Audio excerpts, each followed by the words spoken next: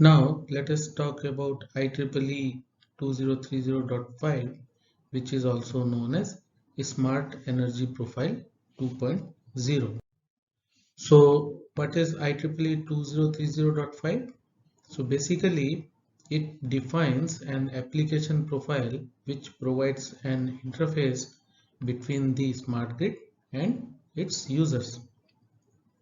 So it enables the management of end user energy environment, including demand response, load control, price communication, distributed energy resources, energy storage system, and electric vehicle.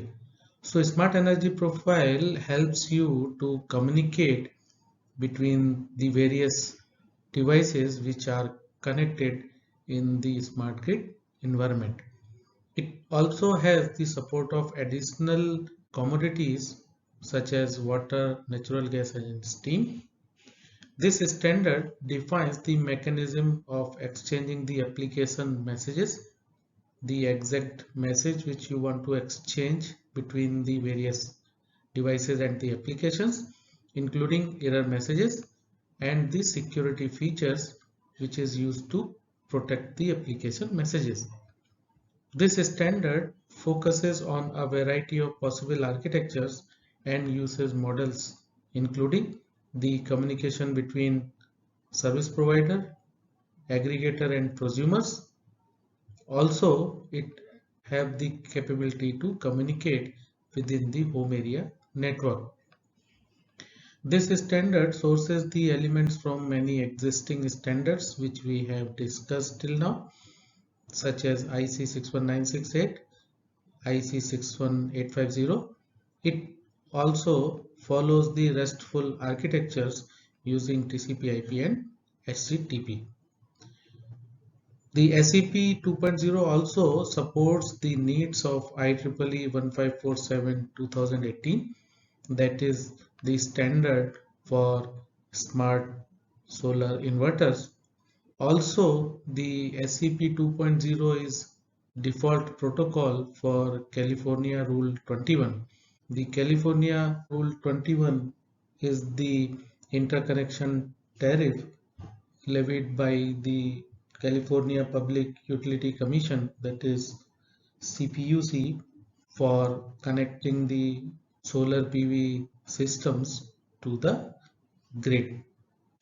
Now, if you see this standard basically defines the application layer with TCP/IP as a standard architecture, providing the functions in the transport and internet layer to enable utility management of the end user energy environment.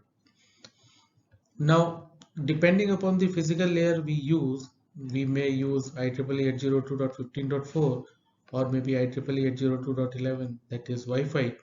The variety of lower layer protocols may be involved in providing the complete solution. However, the SEP 2.0 is not dependent upon what type of the lower layers we are utilizing for the data communication, because it talks about mainly the application layer standard and how the messaging happens between application to application. So this standard, you can say, is built using 4-layer TCP/IP stack. The standard serves two general purposes. One is informing the consumer about the energy usage, pricing, and so on. Also, the requesting action to assist the grid, such as changing the thermostat settings, PV inverter control, or the charging and discharging of the electric vehicle. So mainly when you install the charging stations and you want to communicate to the EV using EVSE, that is EV supply equipment, SEP 2.0 is utilized. This standard focuses mainly on communications related to efficiency, usage, price, demand response, load control, and various service provider messages. So this standard, you can say, is nothing but an IoT profile. The SAP 2.0 is optimized for embedded and battery powered devices because the battery powered devices generally utilize IEEE 802.15.4. Now, what are the advantages of SAP 2.0? The advantage is that it is simple, means we need not to have any device configuration to enable IEEE 2030.5. The resource and event discovery is automatic. It supports energy management system, management of load and generation. SAP 2.0 is secure because it meets NIST cybersecurity requirements. At MAC layer, it utilizes AES 128-bit encryption as a minimum. It also utilizes network level EAP TLS security, that is extensible authentication protocol transport layer security with ZigBee variants for securing the network data communication. At application level, the SAP 2.0 utilizes HTTPS using elliptic curve cryptography. So using these methods, you can secure the data communication in SAP 2.0. The standard is scalable because it utilizes mainly the IPv6 protocol, and the solution is independent of the physical layer data communication. Now, what are the various devices you can enable with the help of SAP 2.0? You can use any device which is able to receive and send data using various power system applications such as smartphone, tablet, television, computer, thermostat, smart meter, pool pump, water heater, any smart appliance, cloud server, plug-in electric vehicle, solar inverter, energy storage, any energy management system application, or the building management system applications. Now let's see the architecture of IEEE 2030.5, or you can also say SAP 2.0. So if you see this architecture, at the lower level we can use either 802.11 or power line carrier communication or 802.15.4, and then we have various interfaces so that these MAC level protocols can communicate over IPv4 or IPv6. Then you have TCP UDP. So these are anyway standard layers we have in our TCP IP data communication. Then we have the application layer where we have IP abstraction, then HTTP or HTTPS, various XML parsing functions, or the device discovery layer. Now this interacts with SAP 2.0.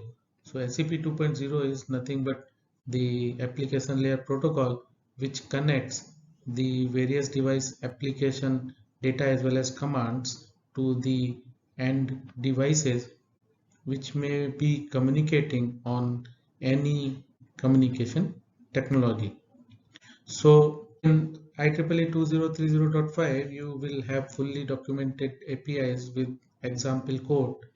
It has a small footprint, means low processor RAM and flash requirements.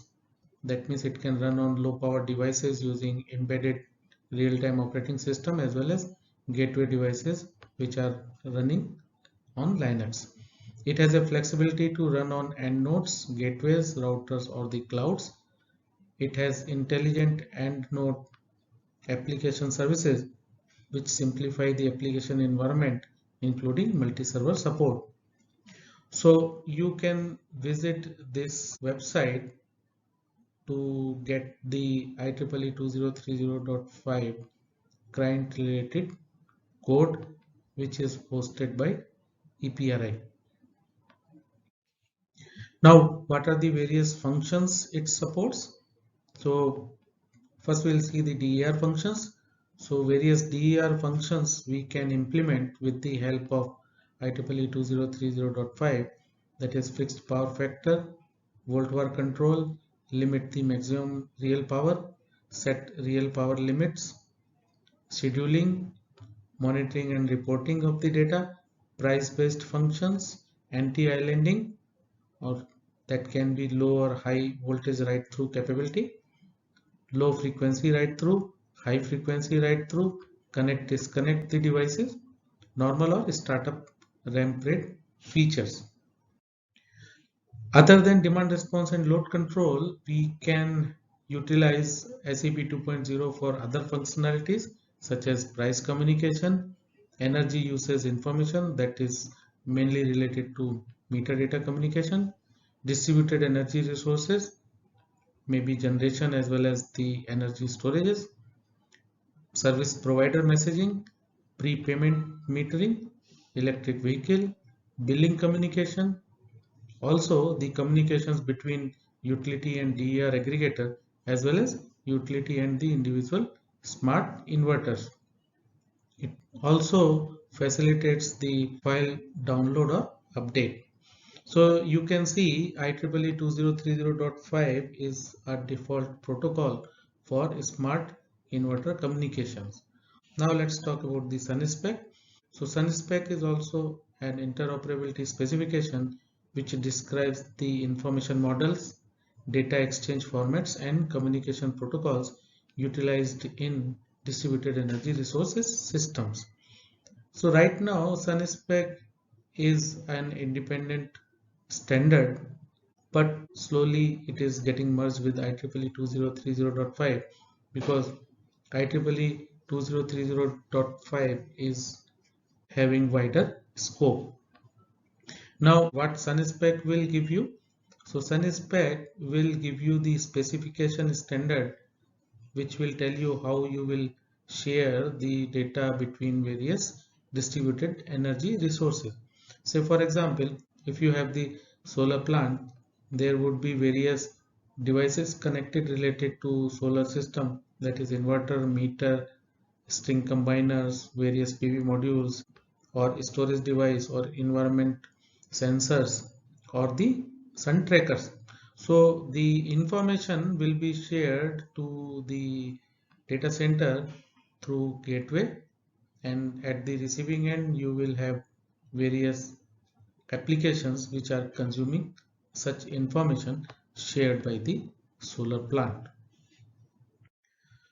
Now the communication between various devices which you see in the solar plant such as data loggers or the string combiners or the sun trackers or even the PV modules, they will communicate with the various devices such as inverters, meters, and this communication happens over RS-232 or RS-485 or maybe the Modbus protocol.